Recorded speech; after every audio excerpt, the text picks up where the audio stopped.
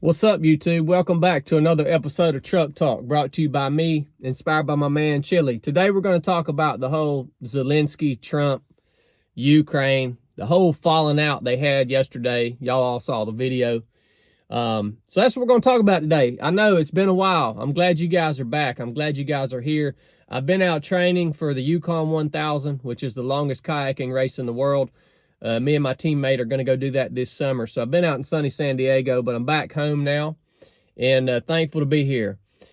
Y'all remember back when all this, the U.S. involvement in the Ukraine, when it all first started, when it all kicked off? Do you guys remember all the theatrics where they were dressing this Zelensky up in, full kit and helmet and giving him a cardboard gun? And they were posting pictures and little short clips, making it look like he was some hero out on the front line with the troops. Do y'all remember, maybe you had the same experience as I did, where in my little small town that I live in here in Georgia, all of a sudden you seen people wearing Ukraine flags and t-shirts and posting stuff on social media about I stand for Ukraine and all this stuff. Look, man, if that was you, I feel sorry for you, man. I really do. If any of you guys thought that the U.S. involvement in Ukraine was legit from the very beginning to now, at any point in between, I'm sorry, you were duped. Whether by your own ignorance or your lack of common sense or your lack of experience in world affairs, I don't know. But this thing's never been legit from the very beginning. So you say, okay, well, why did the U.S. get involved? Well, all of these proxy wars and almost every war in general, the primary driving factor behind it is politicians and their own personal benefit, right? The U.S. is really good at installing presidents and leaders in key places. And so when the U.S. saw that Russia was going to attack Ukraine, the Biden administration and other powerful politicians decided to install Zelensky so that they could launder money back into their own pockets to the tune of billions of dollars. And that's all this has been about from day one, right? Anyways, what happened yesterday? Why is it all falling apart? Why did Big Daddy Trump step on Zelensky's toes yesterday in that meeting? Well, it's one of two reasons.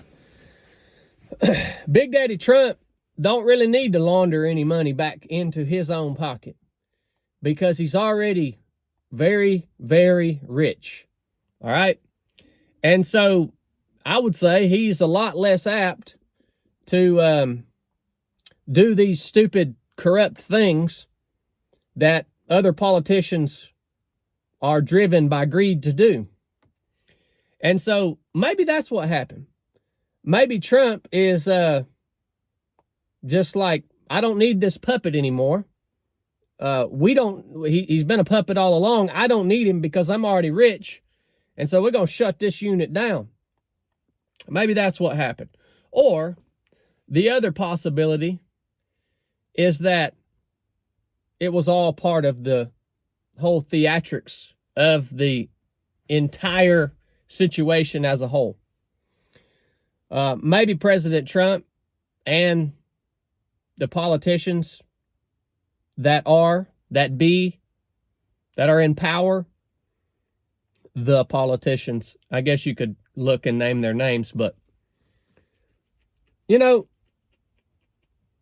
maybe they just figured this whole thing's run its course. And, the American people, well, aren't going to tolerate it anymore.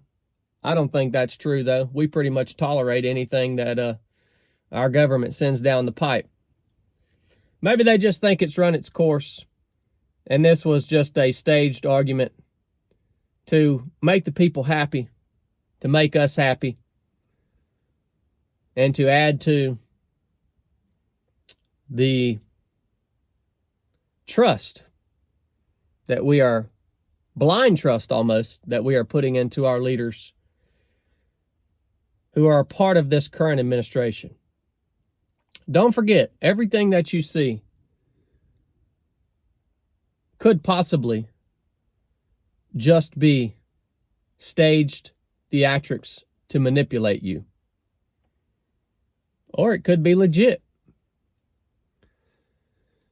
I love you guys. I hope you're doing well. That's my 2 cents on the whole situation. If you got anything out of this episode, go get you a hat, get you a t-shirt, keep my man Chili in a dungeon, and I might keep these truck talks coming. Enough said.